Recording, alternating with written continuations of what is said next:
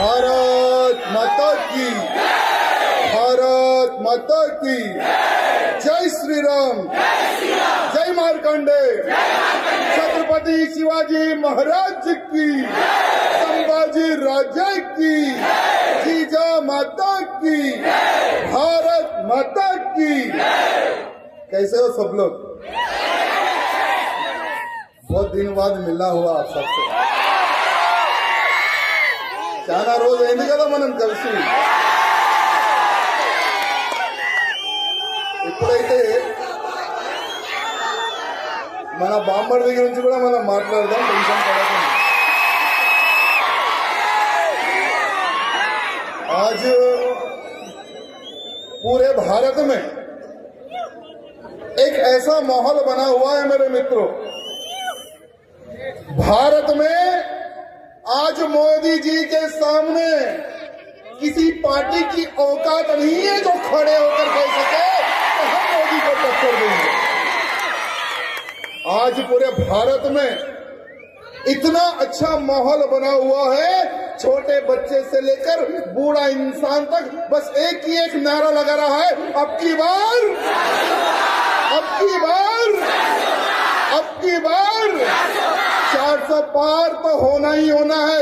लेकिन इसके लिए हमारे सोलापुर के जो हमारे वोटर है उनको खड़े होने की आज आवश्यकता है। मित्रों, सोलापुर के हमारे जनता से सबसे मैं आज एक विनती करने आया हूं।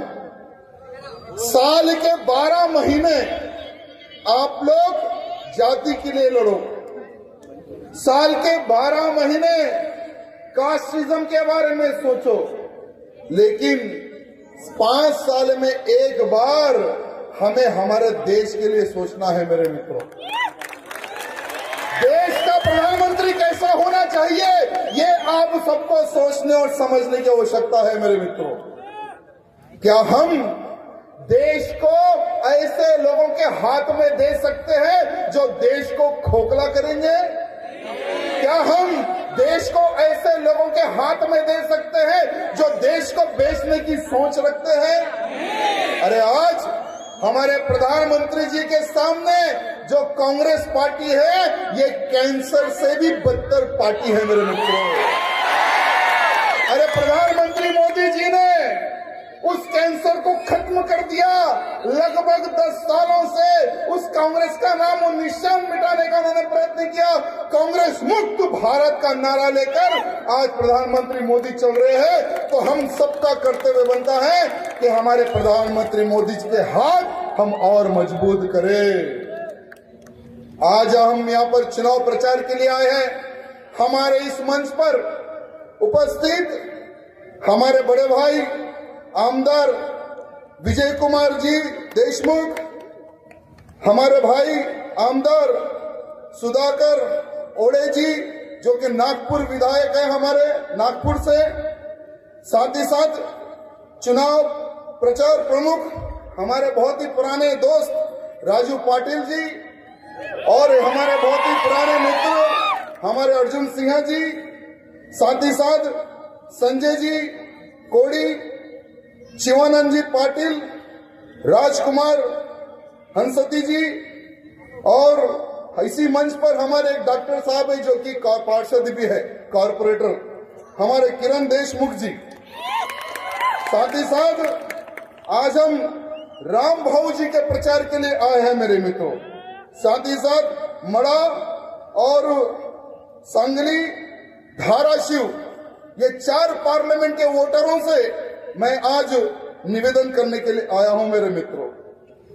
आज हम सबको एक संकल्प लेने की आवश्यकता है मेरे मित्रों कि हम 7 तारीख के दिन, अभी तो धूप बहुत है, गर्मी है ना, लेकिन 7 तारीख के दिन आप लोगों को गर्मी भूल जाना है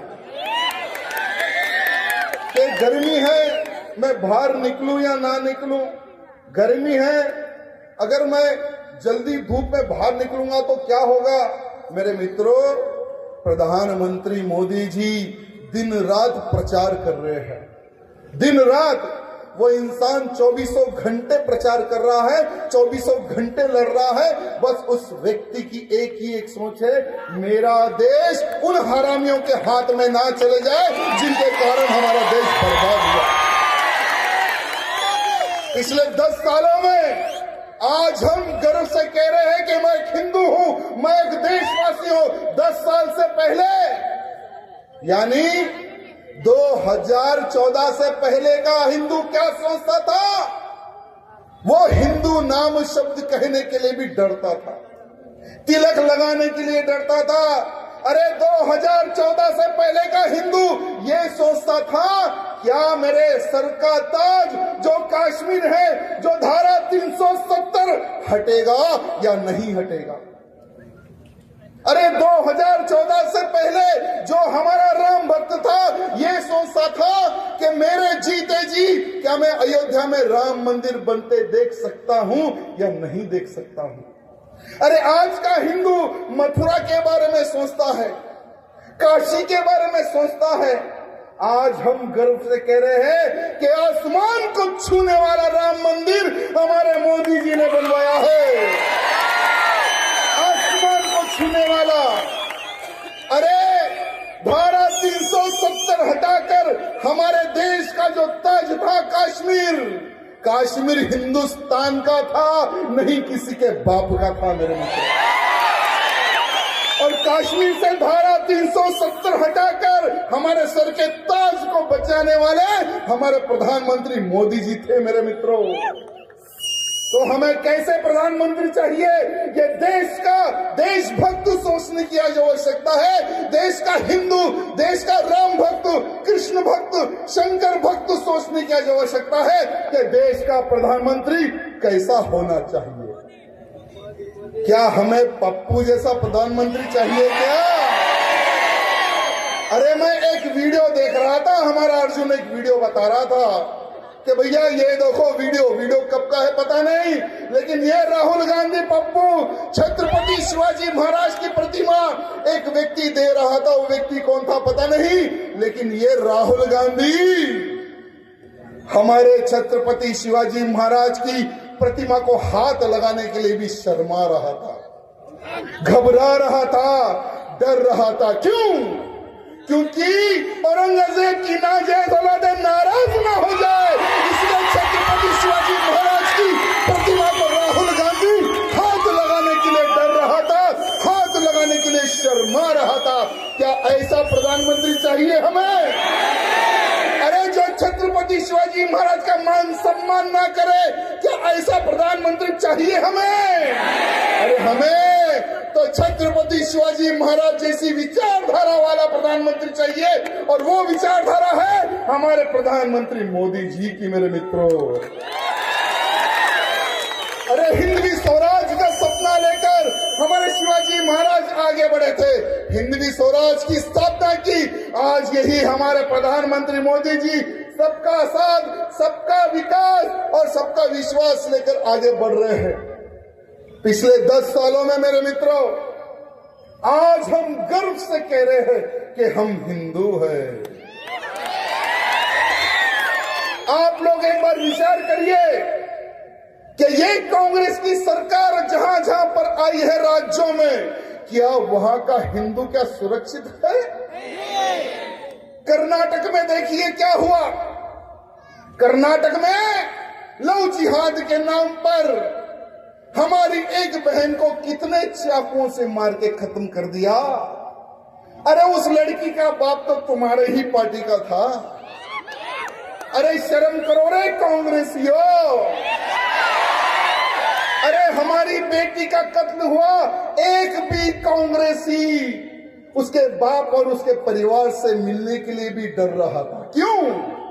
क्योंकि जिसने हत्या की थी वो एक मुसलमान था, और मुसलमान का वोट हमारे से सरक ना जाए, इसलिए उस लड़की के परिवार से कोई भी कांग्रेसी मिलने के लिए नहीं गया मेरे मित्रों, कोई कांग्रेसी मिलने नहीं गया। लेकिन भारतीय जनता पार्टी के हमारे राष्ट्रीय अध्यक्ष श्रीमान जेपी नड्डा जी उनके घर जाते हैं और उनको कहते हैं कि हम हैं तुम्हारे साथ। जब तक तक उस हरामी को फांसी की सजा नहीं मिल जाती, हमें तुम्हें अपना बड़ा समझिए, आप हमारे आपके परिवार का ही हिस्सा समझिए। पूरी भारतीय जनता पार्टी आपके साथ है। इतनी ताकत देकर आए हैं हमारे नड्डा जी। मित्रों, जिसके घर में किसी की मृत्यु हो जाती है ना, तो दर्द क्या होता है उसी को पता है मेरे मित्रों। अरे उस परिवार को पूछो जिसकी बेटी को कॉलेज के अंदर सरेआम चाकुओं से भोग भोग कर उस हरामी ने मर्डर कर दिया।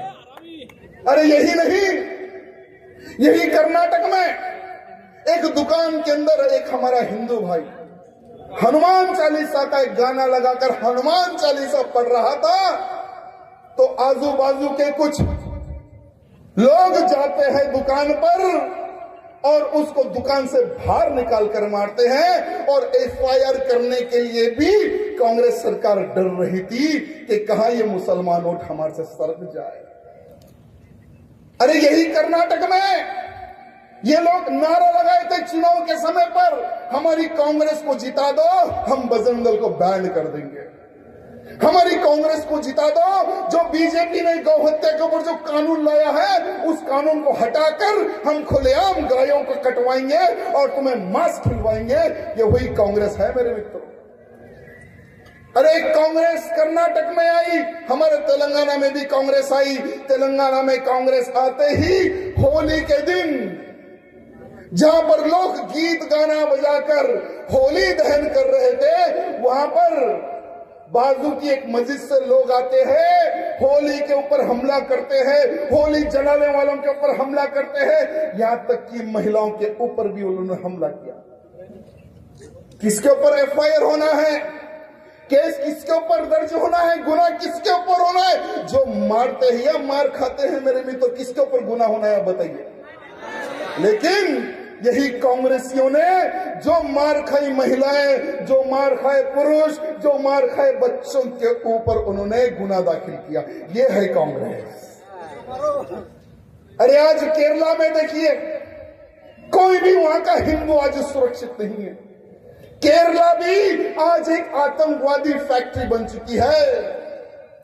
अरे कर्नाटक में पीएफआई जैसे आतंकियों को सपोर्ट करती है ये कांग्रेस। ये पीएफआई को ही केरला में भी सपोर्ट करते हैं ये लोग एक बड़ा एक ग्रुप बनाए, इंडी ग्रुप है पता नहीं या रंडी ग्रुप है पता नहीं, ये ग्रुप बनाते हैं और ये नारा लगाते हैं कि अब की बार हम मोदी को हराएंगे। तुम क्या, तुम्हारा बाप भी मोदी को नहीं हरा सकता। अरे बंगाल में देखिए क्या हो रहा है, 1 करोड़ से ज्यादा बांग्लादेशी और रोहिंग्या इनके बाप की जागीरें समझकर बंगाल एक राज्य में आकर छुपे हुए हैं।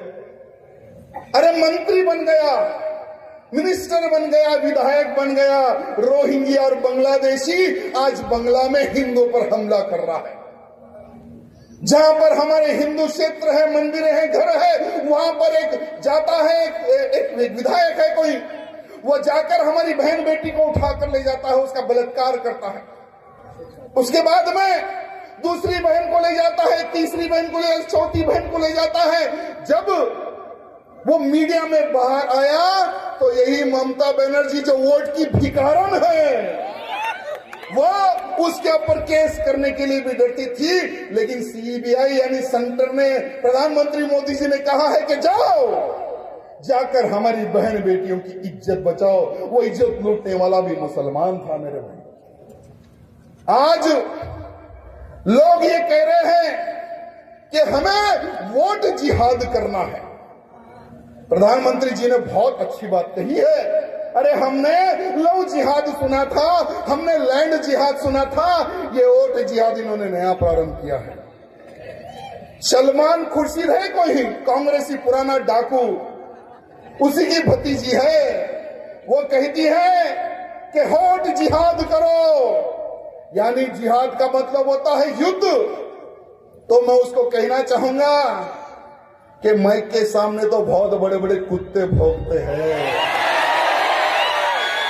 अरे एक समय था तुम लोगों ने बहुत जिहाद किए, अब तुम लोग जिहाद नहीं कर सकते, क्योंकि तुम लोग जिहाद करोगे तो मोदी जी तुम्हें ठोक देंगे। जहां से निकले हो वहां पहुंचा देंगे मोदी जी। अरे ना हम जिहाद करने देंगे, ना लव जिहाद करने देंगे, ना लैंड जिहाद करने देंगे। अरे बहुत ही जल्द देश में जनसंख्या कानून भी आने वाला है।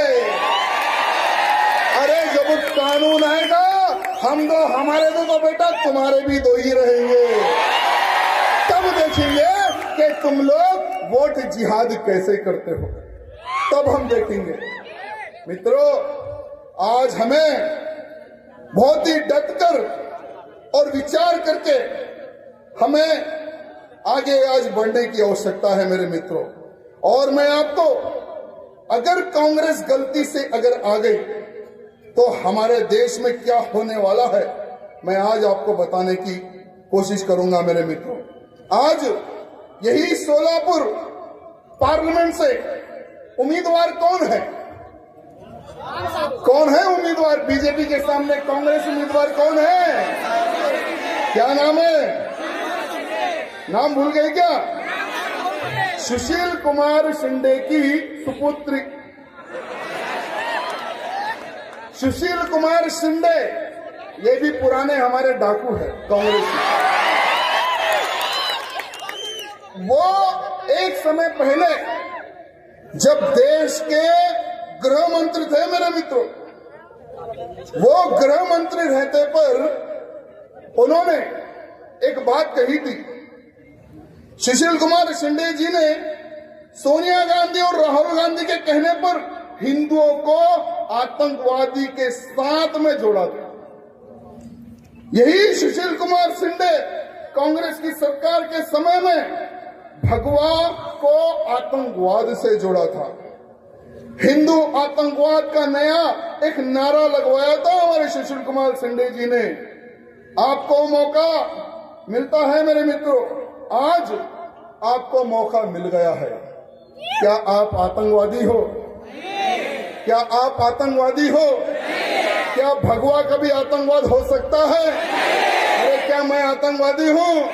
हमारे साधु संत आतंकवादी है क्या? तो यही सुशील कुमार शिंदे जी की जो हमारी सुपुत्री, हमारी बहन है, क्या उनको वोट डालकर आप पार्लियामेंट भिजाओगे?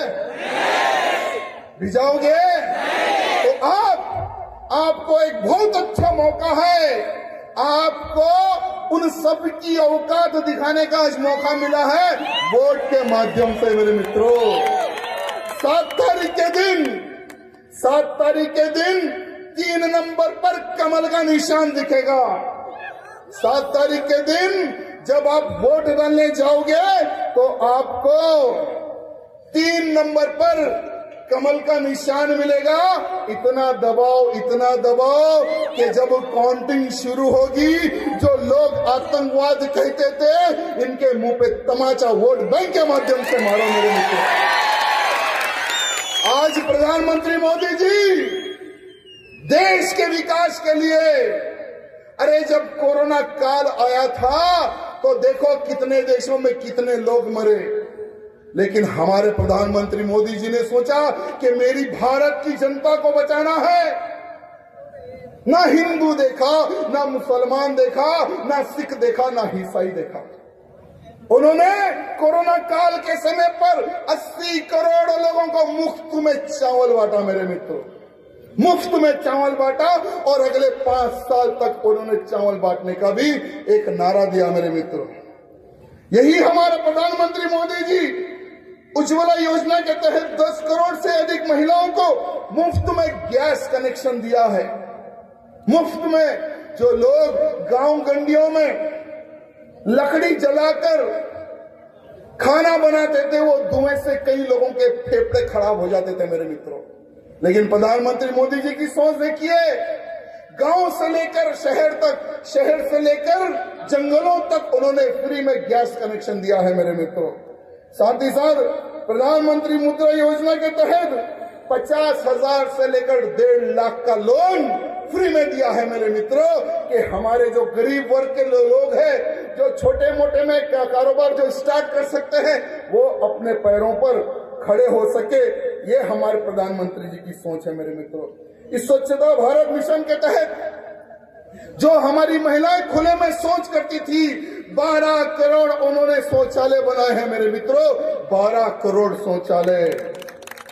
भारत को डिजिटल बनाने के लिए आज हम 1 रुपया भी गूगल पे कर सकते हैं।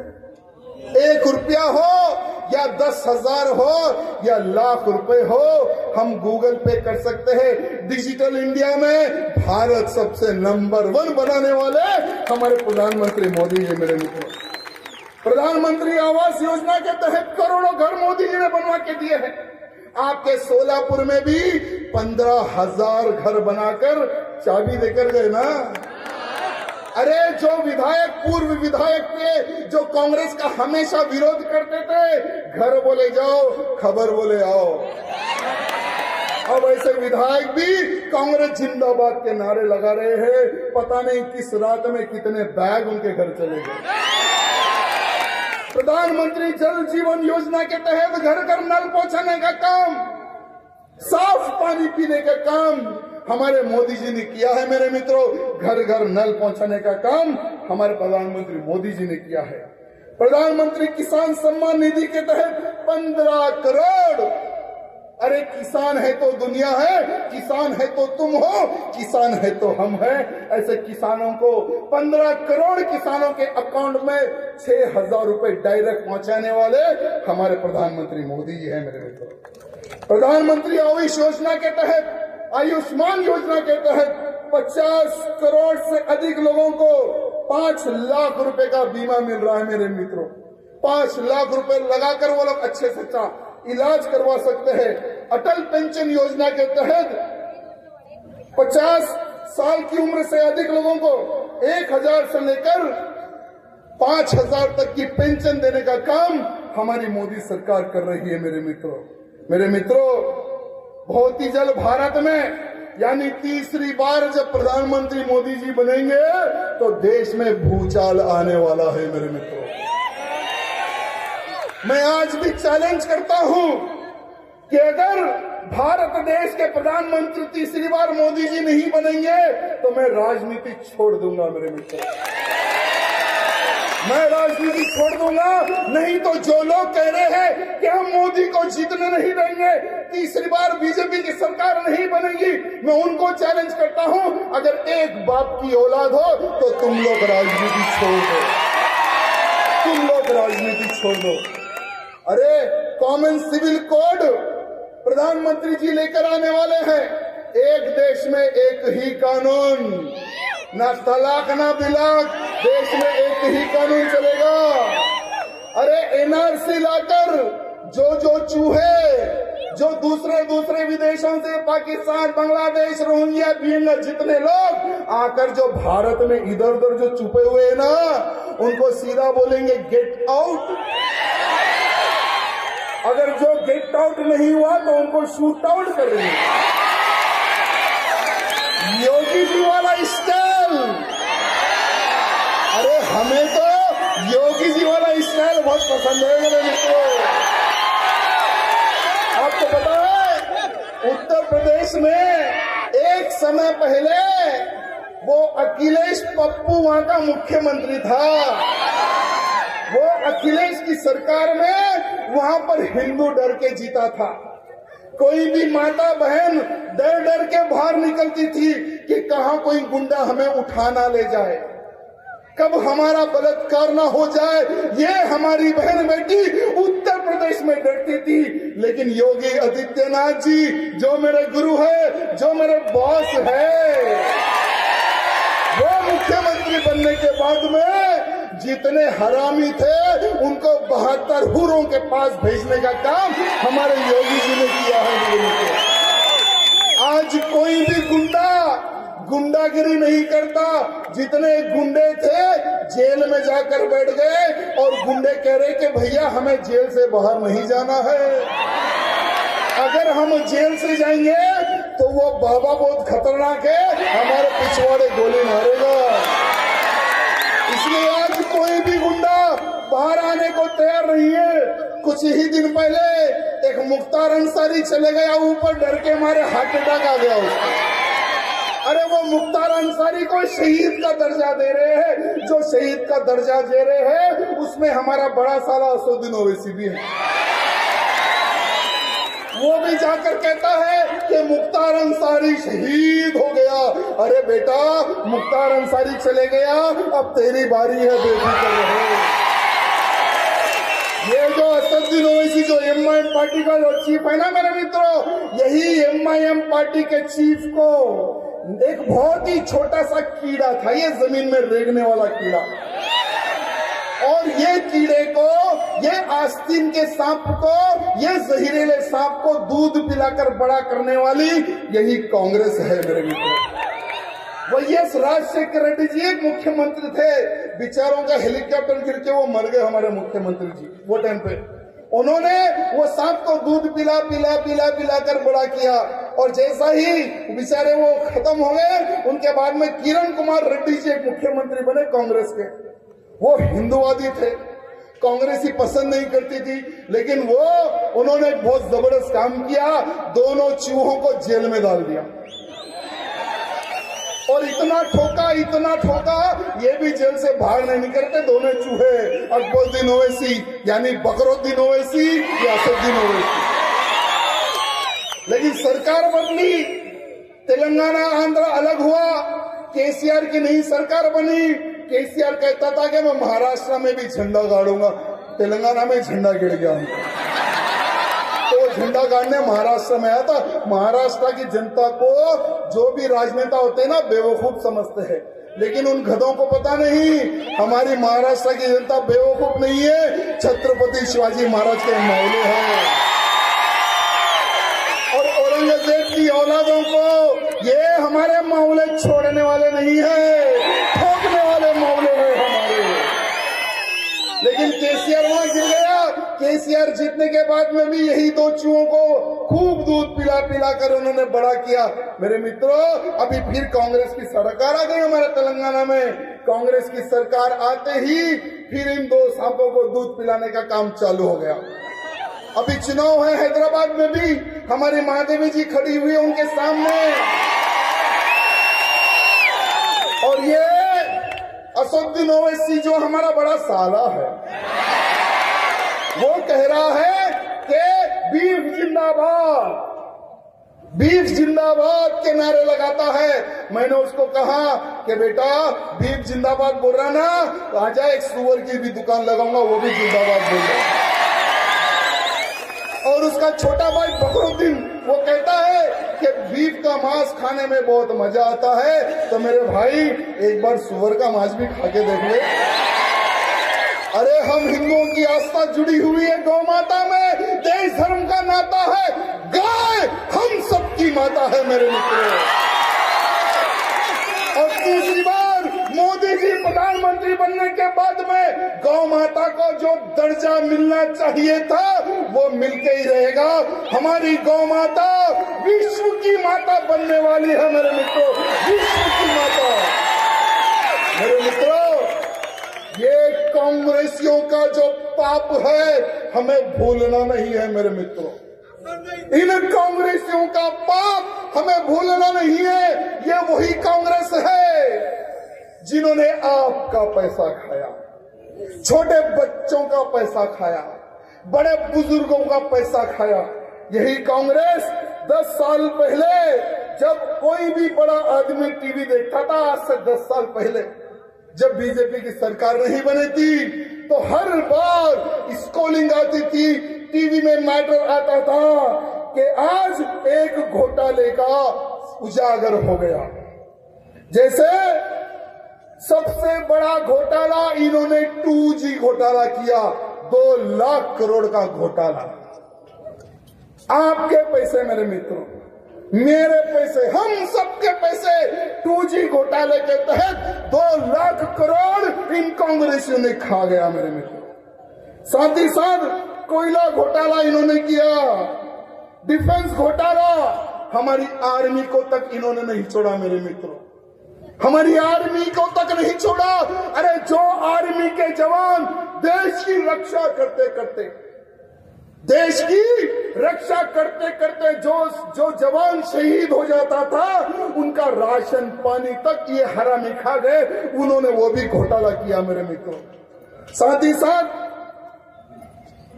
कॉमन वेलफेयर घोटाला मेरे मित्रों, कॉमनवेल्थ घोटाला जो कि 70,000 करोड़ का घोटाला है, हेलीकॉप्टर घोटाला, पनडुब्बी घोटाला, अरे इन्होंने तो गाय के गोबर में भी घोटाला कर दिया।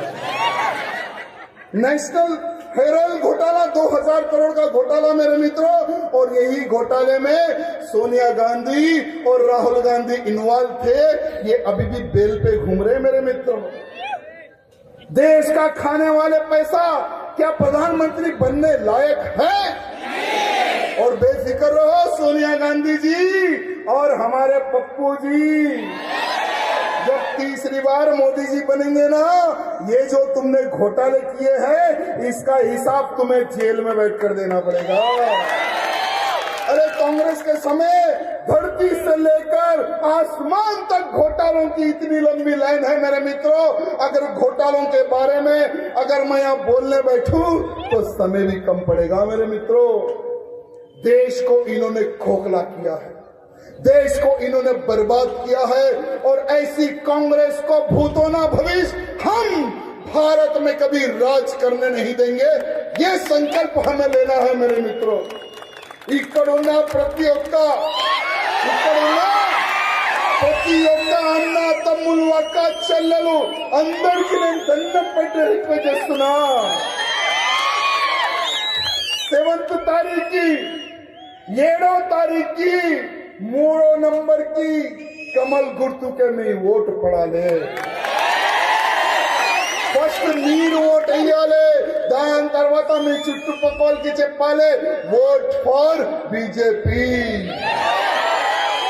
మీరు ఓటేసిన తర్వాత మీ కాలనీ వాళ్ళకి చెప్పండి, మీ బస్తీ వాళ్ళకి చెప్పండి, ట్విట్టర్ గానీ ఫేస్బుక్ గానీ వాట్సాప్ గానీ అన్ని దాంట్లో చేయండి। ఒకటి ఒక్క మ్యాటర్ వైరల్ కావాలి। అబ్ కీ బార్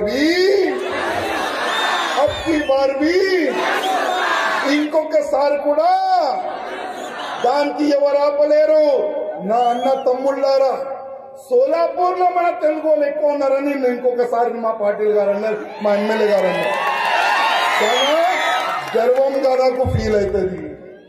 మోదీ గారు కూడా, నేను మోదీ గారు ఒక వీడియో చూసిన, మోదీ గారు అన్నారు నేనప్పుడు ఆర్ఎస్ఎస్ లో ఒక చిన్న కార్యకర్త ఉండే, అప్పుడు మైసూర్లో ఎక్కువ నాకు తిండి పెట్టినదే మన తెలుగు వాళ్ళు కూడా అన్నారు మోదీ గారు। ఎంత గర్వం అవుతుంది కదా, ఎంత గర్వం అవుతుంది కదా। మళ్ళీ అట్లాంటి వ్యక్తికి మనం గెలిపిస్తామా లేదా?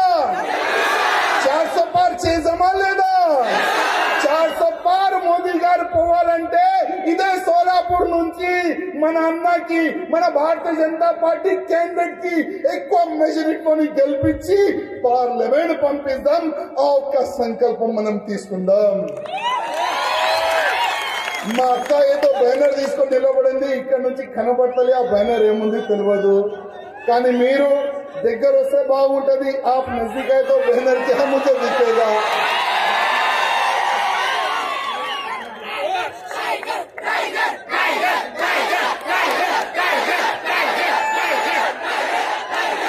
मित्रों, अरे वाह क्या बात है, ये तो हमारा संकल्प है मित्रों। ये पॉलिटिकल सभा है, और पॉलिटिकल सभा में जो जो हमने कहा है याद रखना। और ये जो मेरी बहन जो बैनर लेकर आई है ना, भारत को अखंडित राष्ट्र बनाने की ताकत भी हमारे मोदी जी रखते हैं। ये पप्पू गिप्पू में दम नहीं जो हिंदू राष्ट्र की बात करे। अगर हिंदू राष्ट्र अगर कोई बना सकता है तो केवल एक इंसान है, वो है प्रधानमंत्री मोदी जी। प्रधानमंत्री मोदी जी।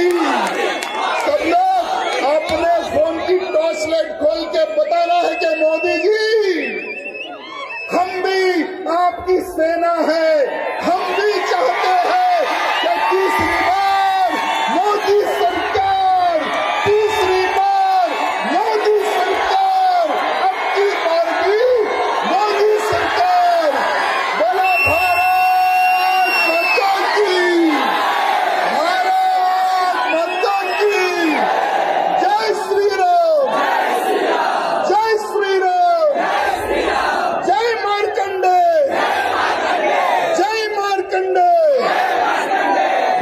बहुत धन्यवाद मित्रों, बहुत बहुत धन्यवाद. यानंतर डॉक्टर तेड देशमुख पालकांना विनंती करतो की त्यांनी आपले या ठिकाणी आभार व्यक्त करावे. हा का? ओय. एक मिनिट.